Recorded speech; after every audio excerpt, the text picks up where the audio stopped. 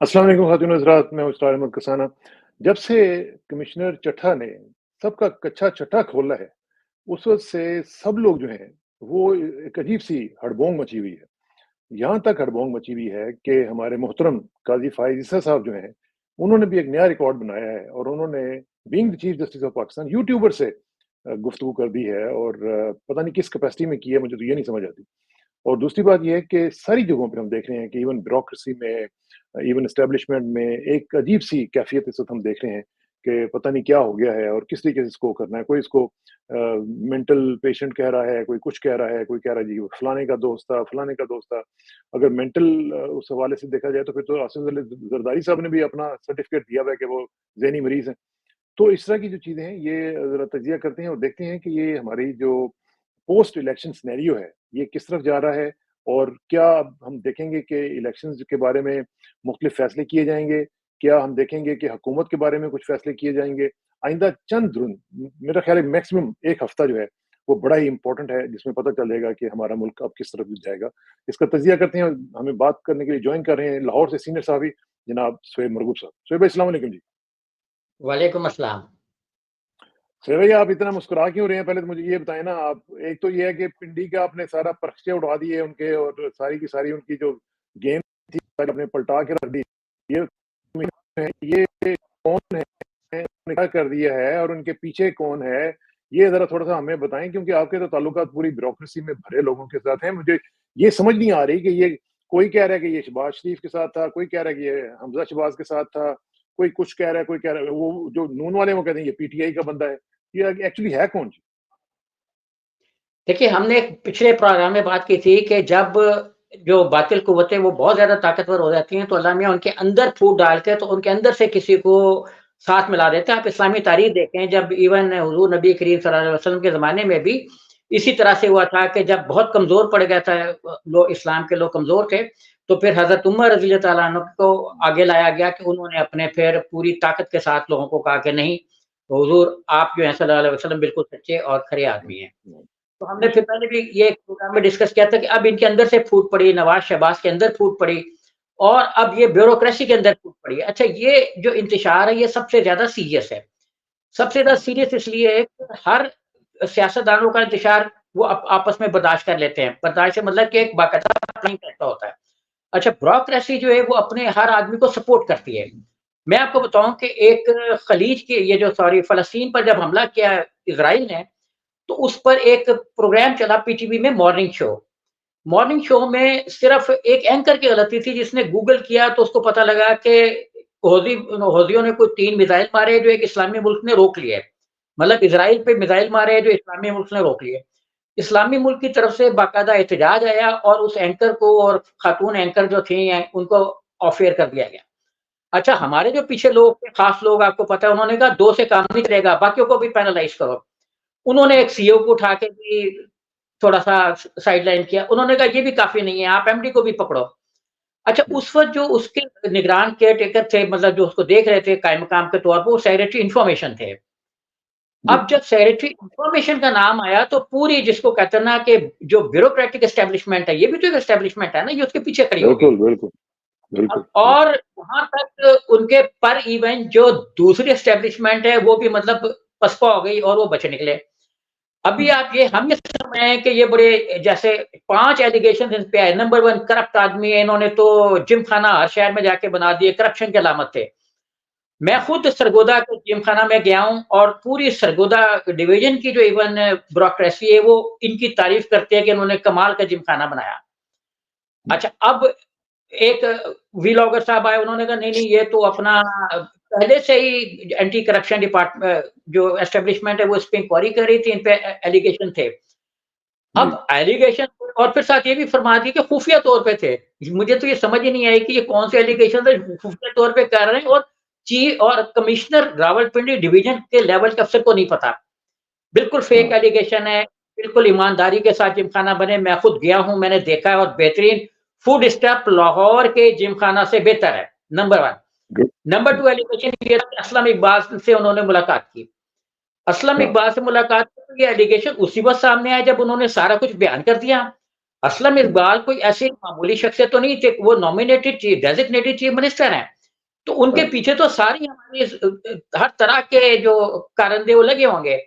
तो अगर वो पहले नहीं बता सके तो मैं तो यही कहूँगा फटे मुँह इस इंटेलिजेंस का जो मतलब ये बता नहीं सके उस वक़्त और अब पता लग हुँ, गया रात के 12 बजे। हाँ, ये भी फेक एलिगेशन है। तीसरा एलिगेशन ये है कि करप्ट आदमी है। रावलपिंडी डिवीज़न में अगर गुज़िश्ता 15-20 सालों में कोई ऑनेस्ट ऑफिसर आया है तो वो ये है। ऑनेस्ट अच्छा, ऑफिसर आया है तो वो ये है क्योंकि इन्होंने रावलपिंडी डिवीज़न का बेहतरीन काम किया है। और मैं हुँ, आपको ये भी बता दूँ कि मोहसिन नकवी जो इस वक़्त केयरटेकर चीफ मिनिस्टर हैं, उन्होंने जो कुछ ऑफिसर्स हैं वो बहुत ही अच्छे लगाए हैं, जिनको मैं खुद ज़ाती तौर पर भी मिला हुआ हूँ और जानता हूँ हुँ, सेक्रेटरी लेवल पे भी, जो मैं चाहूँगा कि अगर अगली हुकूमत हो तो वो उसमें कंटिन्यू करें। तो बहरकैफ़ ये भी उनमें से एक ऑफिसर थे और ये वो ऑफिसर थे जिस पर एलिगेशन लगाई पीटीआई ने कि इनको चेंज करो, लेकिन इनको हुँ, चेंज नहीं किया गया। इलेक्शन कमिश्नर ने भी कहा कि इनको चेंज करो, इनको चेंज नहीं किया गया। और मरियम ने इनके हक में ट्वीट किया कि 2022 हुँ, में नवंबर में कि ये बेस्ट ऑफिसर है और जलती सड़ती है पीटीआई इनको देख के। तो और असासा ये है ये। वाक़ई अच्छे ऑफिसर थे, इनसे ऑनेस्टी की उम्मीद थी, लेकिन डिसऑनेस्टी की उम्मीद कायम कर ली थी जो गलत थी। इनसे डिसऑनेस्टी की मैं तो कहूँगा उम्मीद कायम की थी मरियम ने जो बिल्कुल गलत थी। अच्छा अब हुँ, हम आ जाएँ कि अपना आया कि इन्होंने ये किसी प्रॉपर्टी टाइकून के साथ थे। तो जब प्रॉपर्टी टाइकून का नाम आता है तो सबसे पहले हमारे ज़हन में एक ही नाम आता है, आपको पता ही है, मलक मलिक रियाज़ साहब रियाज़। का हाँ, हुँ, हुँ, अच्छा, मलिक रियाज़ ने बेचारे ने तरवीद की कि मेरा तो इससे कोई ताल्लुक नहीं। अच्छा बेचारा मैं इसलिए कह रहा हूँ कि मुँह में जो कड़की में आ जाए ना उसलिए बेचारा है, अदरवाइज़ तो बेचारे हुँ, नहीं है। हुँ, अच्छा हुँ, अब उन्होंने एकदम कंट्राडिक्ट किया इसको कि नहीं-नहीं मैं तो इसमें नहीं हूँ। तीसरा इस पे एलिगेशन आया जो सबसे सीरियस था, ये 3 लोगों ने कहा जिनमें साबिक़ वज़ीर दाखिला और पंजाब के वज़ीर दाखिला भी अपना कानून भी शामिल है, राना सनाउल्लाह। उन्होंने भी कहा ये फ़ातिरुल अक़ल है। उसके बाद साढ़े हुँ, 3 मिनट में हमारे जो इन्फॉर्मेशन मिनिस्टर हैं सूबे के, उनको भी पता लग गया आमिर मीर साहब को कि ये फ़ातिरुल अक़ल हैं। हाँ, और उसके बाद ही फिर अगर आप आमिर मीर साहब के भाई साहब को देखें तो वो बिल्कुल इसके उलट बात कर रहे हैं। हुँ, हामिद मीर जो इस वक़्त कह रहे हैं वो अपने ही वज़ीर इत्तलात के बिल्कुल उलट जा रहे हैं और वो कह रहे हैं कि ये बिल्कुल ऐसी बहुत सी चीज़ें मौजूद हैं जो ज़ाहिर है कि कमिश्नर लेवल का ऑफ़िसर अगर कोई बात कर रहा है, मैं भी अगर कोई बात कर रहा हूँ तो हवा में तो नहीं कर रहा, कुछ ना कुछ तो मुझे ही पता होगा ना। हुँ, तो हाँ, इनको बहुत कुछ पता होगा, बहुत कुछ इनके डाटा मोबाइल में होगा, एक मोबाइल में होगा, दूसरे मोबाइल में होगा, गवर्नमेंट के मोबाइल में होगा, प्राइवेट मोबाइल में होगा, कहीं न कहीं डाटा होगा। अच्छा, हाँ, अब इनके बारे में एक बात हनीफ अब्बासी ने भी यही कहा कि उनको क्या पता और वो तो एक साइडलाइन थे। इनके नीचे जो डिस्ट्रिक्ट रिटर्निंग ऑफिसर थे वक़ार साहब ने अपने वालिद साहब को जितवाया, एक दूसरे एमपी शहर में। हुँ, जब हाँ, उन्होंने अपने वालिद को जितवाया तो जब उन्होंने बहुत से लोग रावलपिंडी में जितवाए तो उन्होंने कहा होगा भाइयों, हमारा भी कुछ ख़्याल करो, हमने भी तो इतना काम किया तो हमें भी हमारे अब्बा जी की सीट दे दो। तो एक्चुअली हाँ, इनके पास जो था और इनके जो नीचे थे उनको इल्म था। अच्छा हम कह रहे अब एक बड़ा-सा एलिगेशन आया कि जी हू इज़ ये जो कमिश्नर हैं, कौन होते हैं ये, इनको क्या पता? Who the hell he is हाँ, ये तो बिल्कुल एक ये चीज़ है। ये अच्छा कंट्रोल ये तो जो इनका होता नहीं है। आप गडेरिया खाने के लिए या बेर तोड़ने के लिए तो नहीं रखे गए थे। 4 हुँ, डिस्ट्रिक्ट को वो हट कर रहे थे। उनके नीचे 13 सीटें तो कंप्लीटली फॉल कर रही थी, 27 सूबाई असेंबली की सीटें। दुम पे हुँ, पाँव इसलिए आया कि फौरी तौर पे मरियम औरंगज़ेब और चार्जर अपने प्रेस कॉन्फ्रेंस में आई। दुम पे पाँव आने की बड़ी वजह यही थी कि 27 सूबाई असेंबली की सीटें अगर मुतनाज़ा हो जाती हैं, तो फिर हमारी जो मरियम मरियम साहिबा हैं, हुँ, वो से बनेंगी। उनकी 27 ही छुट्टी हो जाती स्ट्रेंथ उनकी इतनी ही बन रही है। अगर ये 27 को हम एक तरफ रख दें, तो ये तो धड़ाम से इनकी इमारत गिर जाती है। अच्छा, अब हम आए रिगिंग पे कि एक दलाइल इसमें से ये निकाले उन्होंने कहा 60,000 70,000 के वोटों की लीड से आया। अच्छा, है। अब ये उन्होंने एक मुहावरतन बात की है। जैसे हम भी कह देते हैं सारे चोर हैं। सारे चोर का मतलब ये थोड़ी होता है कि वाक़ई 100% चोर हैं। तो वो ये हुँ, होता है कि मतलब एक वेग बात की जाती है इस चीज़ को एम्फसाइज़ करने के लिए कि बड़े मेजर लेवल पे रिगिंग हुई।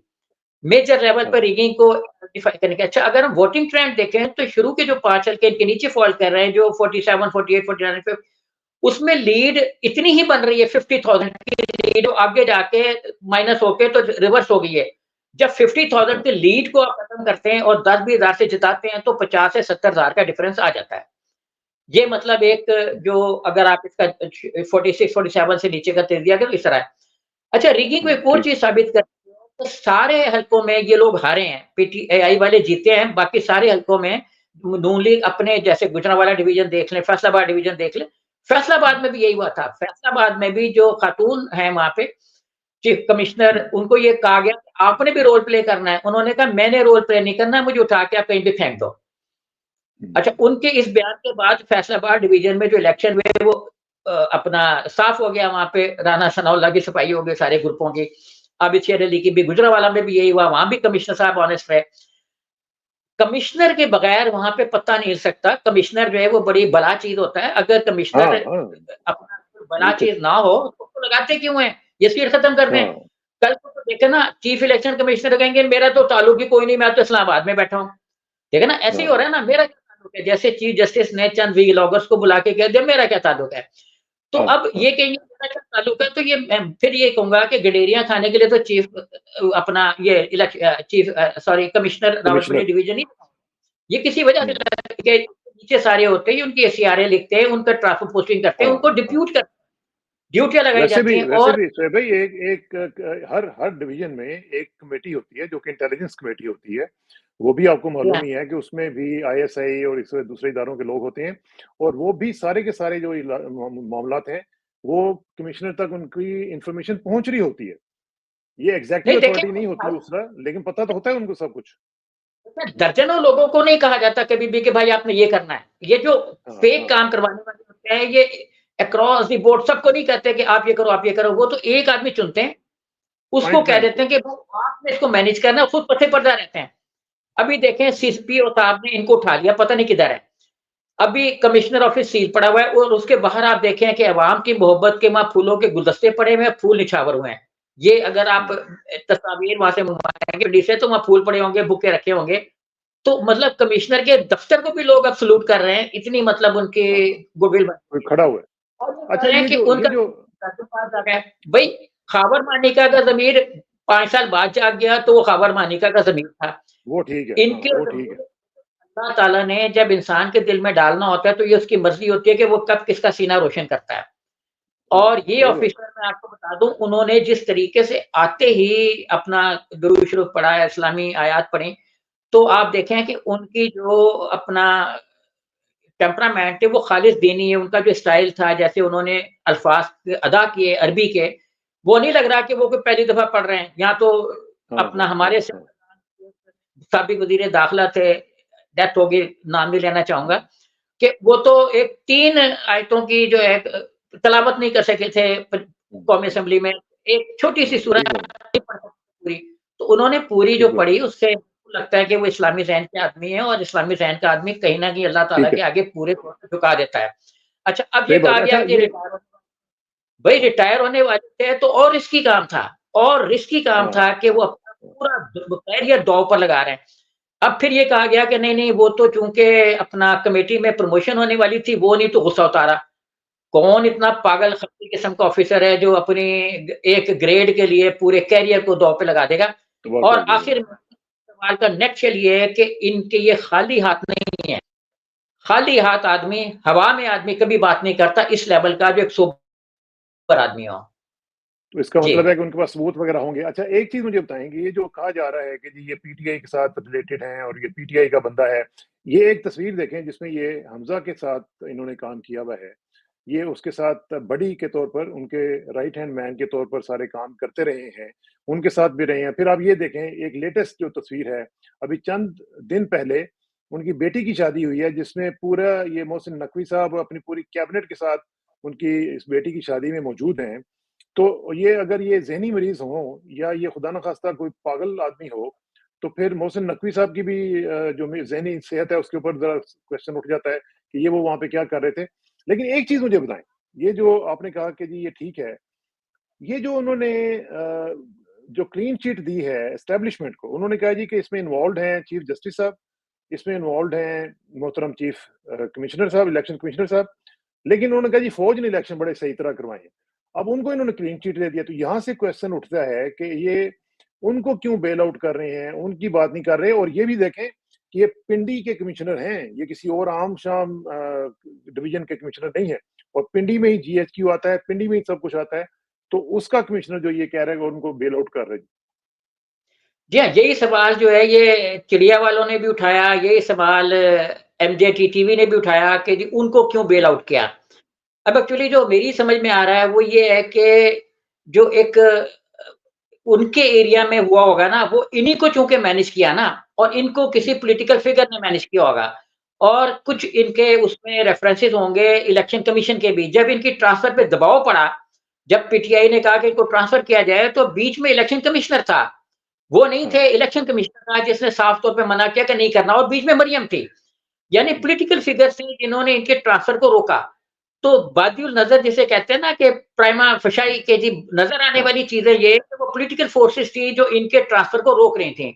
तो जो इनके ट्रांसफर को रोक रही थी वही इनको इस्तेमाल भी करना चाह रही होंगी और उन्हीं के कहने पे उन्होंने काम किए होंगे। मे बी के जो आर्मी के इस एरिया के लोग हों, उन्होंने इन पे प्रेशर ना डाला हो और इन पे प्रेशर डाला हो उन लोगों ने जो इनको बचा रहे थे कि नहीं रखा जाए, रखा जाए, रखा जाए। ये मुझे इसमें एक चीज़ समझ आती है।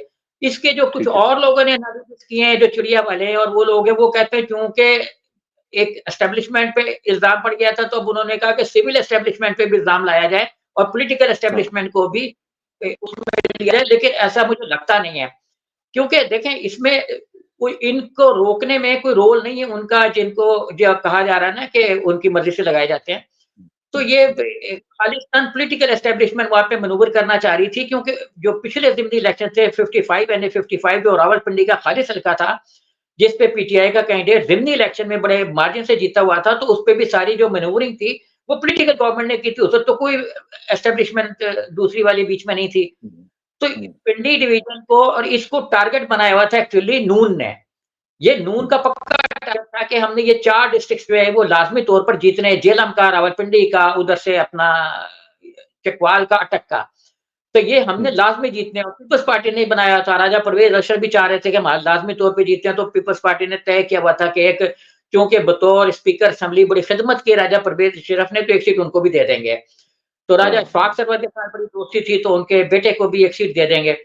तो ये वाली जो थी बीच में ये थी और जो इसमें आपने भी एक सवाल तस्वीर दिखा के किया कि इनके बड़े बडी रहे ये हमज़ा शहबाज के, तो ये इसमें एक नुक्ता हो सकता है कि इन्होंने जो पॉलिटिकल स्ट्रेंथ अपनी हासिल की देने के लिए, उसमें ये हो सकता है कि जब बीच में से माइनस होंगी तो एक पॉलिटिकल chaos सूबे में ये पैदा होगा कि कौन होगा नया पंजाब का बड़ा मंत्री, हुँ, प्रधानमंत्री हाँ, बड़ा मंत्री है हुँ, उसका, तो वो कौन होगा? वो अब टाई पड़ जाएगी, बीच में मरियम माइनस हो जाएँगी, तो ये ख़ानदानी लड़ाई जो हमने पहले प्रोग्राम में भी डिस्कस किया, वो अपनी जगह इसमें नज़र आ रही है।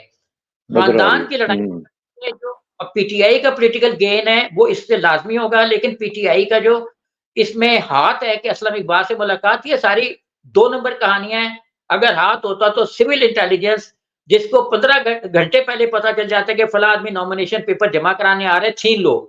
ये सारी छीना-झपटी की कार्रवाइयाँ जो हैं, ये हमारे जो सिविल इदारे हैं, उन्होंने की हैं। इसमें हुँ, बहुत ज़्यादा मारा-मारी जो है, वो हमारे जो आईजी पंजाब हैं, उनके नीचे जो इदारे हैं, उन्होंने किया है। जी। हाँ, लेकिन लेकिन इसमें सीरियस जो बात है वो तो ये है ना कि जैसे उन्होंने ये बात कही है, उसके बाद हमने देखा कि जनाब मुख्तलिफ जगहों से ये रिएक्शन आने शुरू हो गए, प्रेस कॉन्फ्रेंसेस शुरू हो गईं और फिर मोहतरम चीफ जस्टिस साहब जो हैं, उन्होंने भी सोचा कि मैं क्यों पीछे रहूँ? उन्होंने भी फिर मीडिया के साथ वहाँ पे जहाँ पे वो कोई मकबरा वगैरह बनवा रहे हैं ह्यूमन राइट्स का वहाँ पे उन्होंने गुफ्तगू की इस हवाले से कि जी मैं किसी ने इल्ज़ाम लगाने होते हैं तो सबूत दें। मुझे ये बताएँ कि ये चीफ जस्टिस साहब जो हैं इनका क्या मकाम है कि एक छोटी-सी खबर आई, पहले तो वो टीवी देखते ही नहीं है बकौल उनके, ना उनको पता होता है कि वज़ीर-ए-आज़म कोई नया आ गया है कि नहीं आया। तो इस सूरत-ए-हाल में क्या वो इस वक़्त पूरा मुकम्मल तवज्जो के साथ टीवी देख रहे थे जहाँ से उनको पता चला होगा और सोचा होगा कि अब फ़ौरी तौर पे मैं रिएक्शन दूँ और छोड़ें इसको अपने रजिस्ट्रार को या अपने पीआरओ को कि वो रिएक्शन दें, मैं खुद ही जाके बात कर लेता हूँ मीडिया से? जी, बिल्कुल, उनको नजम सेठी की चिड़िया ने बताया कि भाई ये प्रेस कॉन्फ्रेंस चल रही है, ये उन्होंने कहा है, तो आप इसका जवाब दो। अब इसमें जो मकबरा बना रहे हैं, एक्चुअली ह्यूमन राइट्स सेल बहुत ज़्यादा ऑर्गनाइज़ किया था। हमारे जो एक साबिक चीफ जस्टिस हैं, जिनको जनरल मुशर्रफ ने जुडिशियल काउंसिल में उनका केस दिया था, इफ्तिखार मोहम्मद चौधरी साहब। अच्छा, उन्होंने सेल को ऑर्गेनाइज़ किया, लेकिन अफ़सोसनाक बात ये है कि ह्यूमन राइट्स सेल में जितनी भी दरख़्वास्तें आई, वो सारी पुलिस की रिपोर्टों पे ही डेट कर दी गई। एक माँ ने एप्लीकेशन दाखिल की कि मुझे मतलब ये कहने में कोई रोना आता है। एक माँ ने एप्लीकेशन दी कि मेरे सगी बेटी को अगवा कर लिया गया है, सगी बेटी को। अच्छा, उसका केस ह्यूमन राइट्स में चला, उनको लेटर ही नहीं मिला। एक वो अपना विडो हैं, उनको क्या लेटर मिलना था जो सुप्रीम कोर्ट तलब करेगी, करती भी तो उनके पास पैसे कोई नहीं थे जाने के। एक लाहौर से थी, एक ओकाड़ा से थी।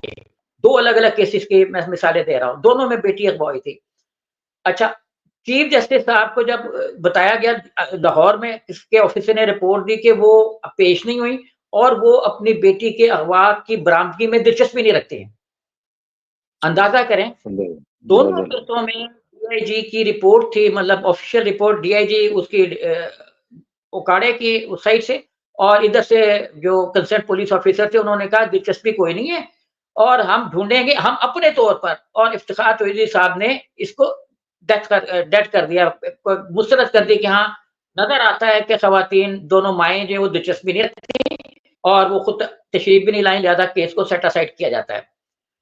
तो अब देखें, इसमें ये कहना कि ये ह्यूमन राइट्स का कबर है, ये बिल्कुल सही है। ये हमें डाटा पेश करें कि ह्यूमन राइट्स में कितनी एप्लीकेशंस आई, उनमें से कितनों पे काम हुआ, कितनों पे जो है ना वो बरामदगी हुई। मतलब अगर बेटी की अगवा की थी, बच्चे की अगवा की थी, कितने पे बरामदगी हुई। तो मैं कहूँगा कि सिवाय उन पॉलिटिकल केसों के जो अखबार में आते रहे, जो अखबार की ज़ीनत बनते रहे, चैनल की तरफ देख के चूँकि इफ्तिखार पे ये सब काम करते थे, हमारे बड़े अफ़सोस की बात है कि जितना ही जजों को अपना उनकी अपनी लाइफ को सोशल मीडिया और मीडिया से दूर होना चाहिए, वो उतना ही मीडिया की आँखों में आँखें डाल के बात करना चाहते हैं। आँखों में आँखें डालने से मुराद ये नहीं है उससे टकरा के, उससे मुराद ये है कि हमें भी हाँ, देखो, हाँ, हम भी हैं, हम भी तो पड़े हैं राहों में। हाँ, सही तो ये बात है। मतलब एक अच्छा जी, ये आपने जो भी कहा वो एक्यूएस हैं, एक जियो के, जी, जी। वो वहाँ हाँ, टहलते-टहलते हफ्ते के रोज़ अपना व्लॉग करने पहुँच गए। उसके बाद जहाँ जो जो व्लॉगर इनके खबरें आउट करते थे जब ये ज़ेर अताब थे, मतलब इनके खिलाफ जुडिशल में केस गया हुआ था, वो 3-4 के करीब अचानक ही पहुँच गए।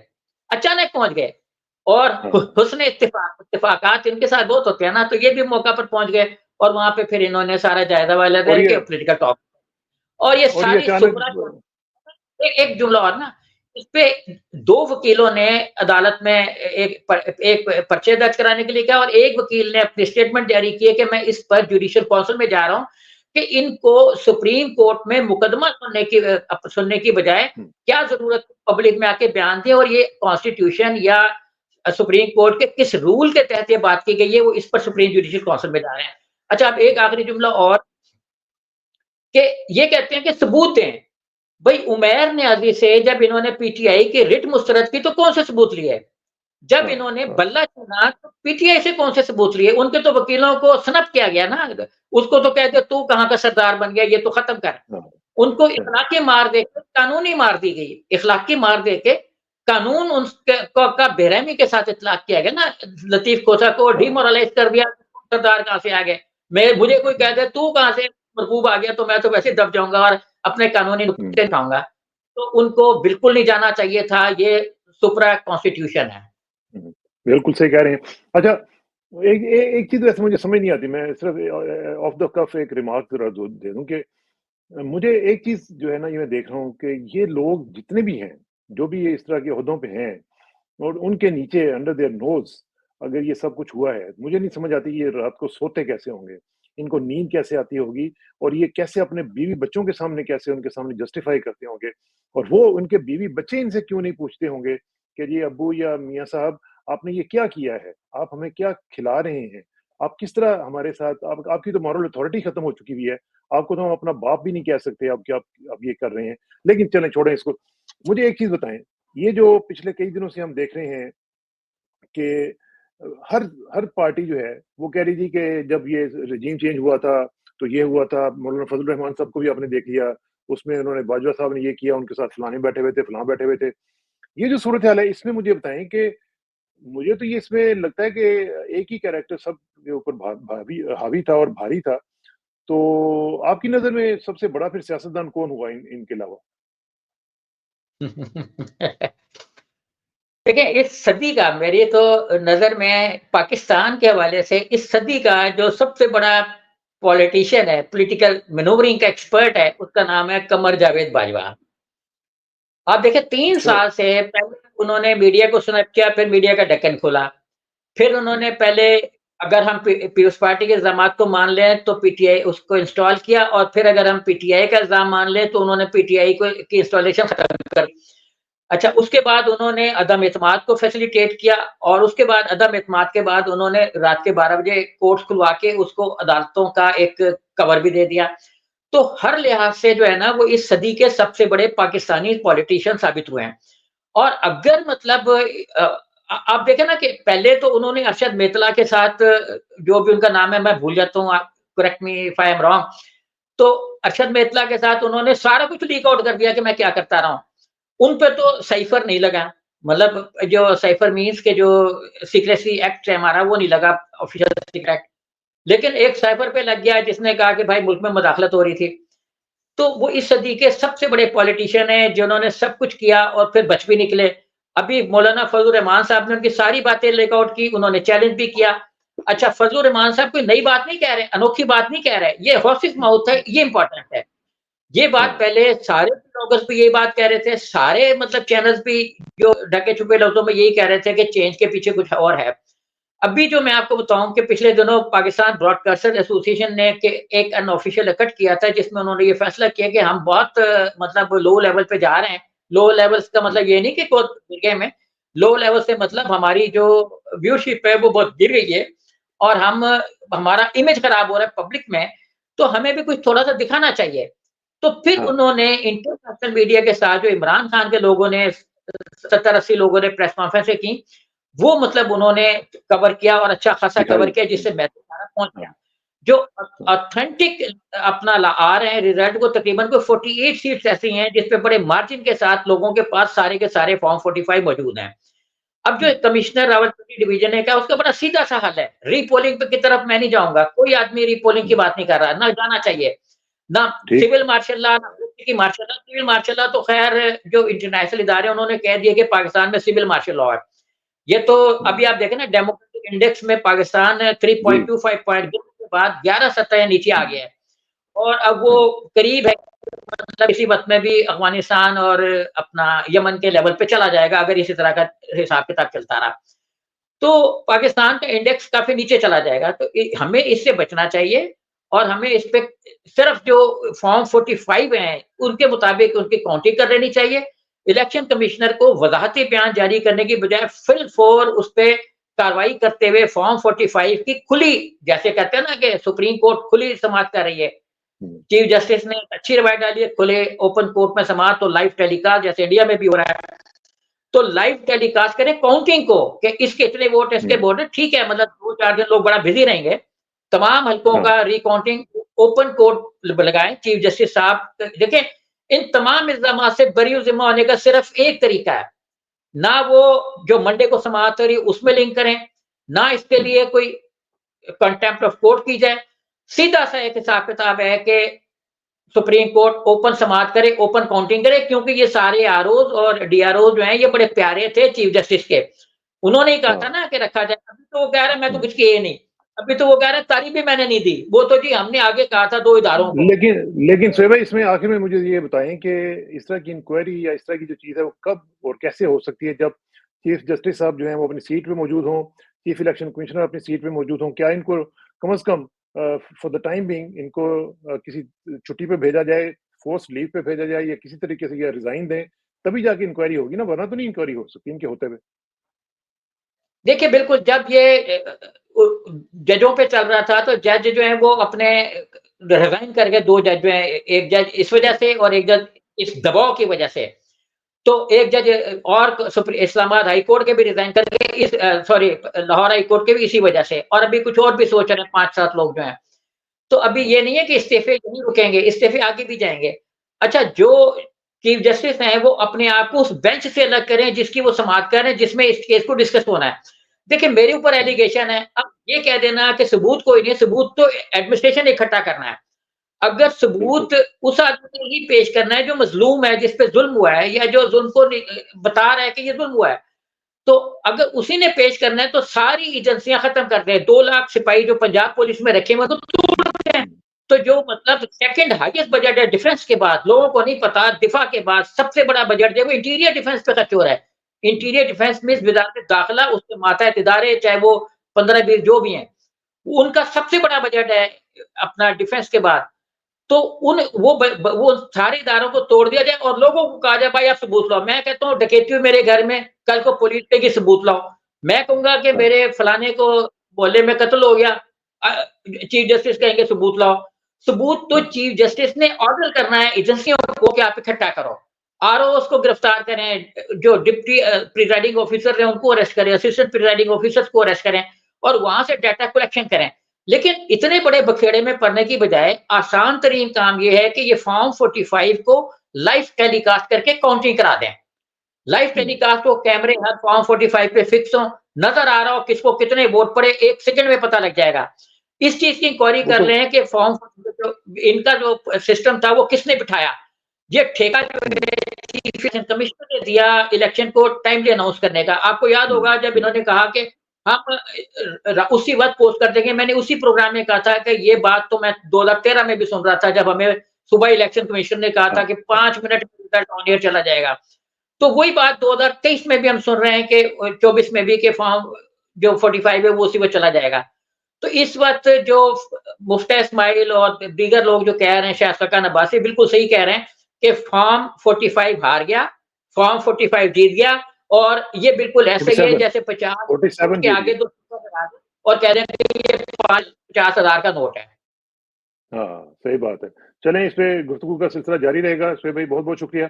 Thank you very much for your time. पर एक चीज़ का दुःख ये ज़रूर होता है कि हम एक ऐसे दौर में गुज़र रहे हैं जो कि बौनों का दौर है। इसमें हमें कोई जायंट नज़र नहीं आ रहा। इसमें मेरा ख़्याल है माओ ने जायंट्स पैदा करने बंद कर दिए हैं। अब हमारी किस्मत में सिर्फ़ बौनों का दौर है और वही हम देखते चले जाएँगे और यही हमारी बदनसीबी है। बहुत-बहुत शुक्रिया। इंशाअल्लाह आपसे जल्दी नहीं, मुलाकात एक होगी। जुमला थैंक कह यू रहा वेरी हूँ, मच। जाइंट है, इमरान जी। खान है ना लेकिन वो जेल में है। हाँ ना, वही ना मतलब एक आधा जायंट है लेकिन उसको वो अपने वो जो हर नॉवल है जो हर गलिवर्स दौर ट्रैवल है का ना हर दौर का जिन जेल में होता है। और वो जो गलिवर्स ट्रैवल का जो नॉवल है वो भी लोगों को पढ़ना चाहिए, उससे भी पता चलेगा कि क्या हमारी सूरत-हाल है। थैंक यू वेरी मच जी, सी यू सून इंशाल्लाह। Thank you.